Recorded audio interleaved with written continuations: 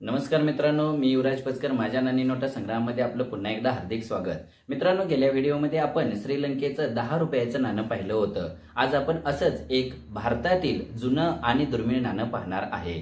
ते नाणं British India काळातील आहे। या ब्रिटिश इंडिया काळातील त्या मूल्याचं हे शेवटचं नाणं म्हणून प्रसिद्ध आहे। या नाण्यावर जी छपाई आहे त्यातून वन्यजीव व निसर्ग संवर्धनाचा संदेश दिला आहे आणि हे नाणं वजनदार आणि आकर्षक आहे। ब्रिटिश इंडिया काळातील शेवटचे राजे यांची यावर प्रतिमा आहे। पाहूया माझ्या संग्रहातील हे 1 रुपयांचे नाणे। मित्रांनो, पाहूया नाण्याची एक बाजू। मध्यभागी राजांची प्रतिमा आहे। जॉर्ज 6वे किंग इम्पिरियर हे गोल आकारात लिहिले आहे। नाण्याची मागील बाजू पाहूया।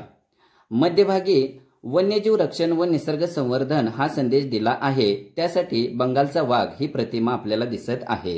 त्याखाली इंडिया व 1947 हे साल दिसत आहे।